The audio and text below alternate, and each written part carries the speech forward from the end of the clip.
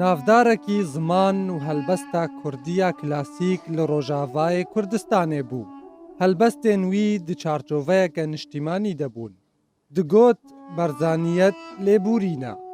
Helbestvan û wêjevanê Kurd mala Nûriyê Hesarî. Di sala 1934 da li gundê Hesarê li Bakurê Kurdistanê ji dayîk bûye. Bi navê Seydayê Pirîşan jî tê naskirin. Di heştsaliya xwe de li ser destê bavê xwe fêrî Qur'ana pîroz bû û kesekî jîr û bîrewer bû. Di temenê ciwaniyê de berê xwe da gundê Tilmeዕrûf yê bi ser bajarê Qamişlova li Rojavayê Kurdistanê û li wir zanyariyên olî bo mawê 10 salan xwendin. Da li wir îcaze wergirt. Paşê li gundên Maşoqê, Mehmûdiyê, Letîfiyê û Tilihsên yên Rojavayê Kurdistanê melatî kir.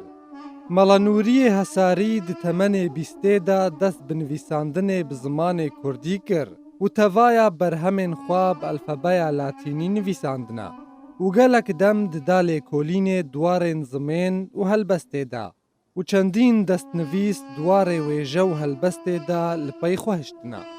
Wêjevan û zanayê Kurd mala Nûriyê Hesarî ji dibistana xanî û cizîrî û feqhê teyra bû û helbesta klasîkî dinivîsand. Ezmûna wî ya helbestê dwarekî niştîmanî de bû û bi xem û bûyer û doza welatê xwe re bû. Di gelek helbestên xwe de behsa qehremanî û serkeftinên bavê rohî yê netewa Kurd Nemir mala Mustefa Barzanî dike. Peywendiyên wî bi helbestvan mala Ehmedê Palo û helbestvan mala Mihemed Emîn Heyderî re hebûn. Bi zimanên Kurdî û Erebî û Farisî diaxivî û yekem pirtûka wî bi navê Zarhaweyên Kurdî bû.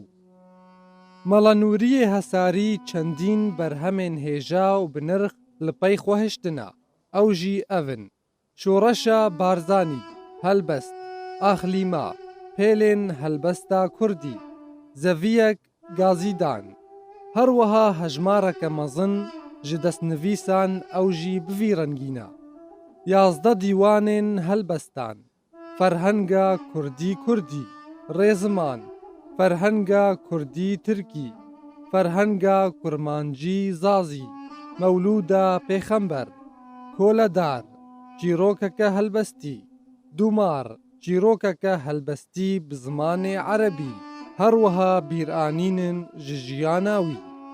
Wêjevan û zanayê Kurd mala Nûriyê Hesarî ji sala 1967 ve li bajarê Qamişlo dima û di 25 çileya 2011 de koça xwe ya dawî kir û li goristana Qudurbeg bi xakê hate spartin.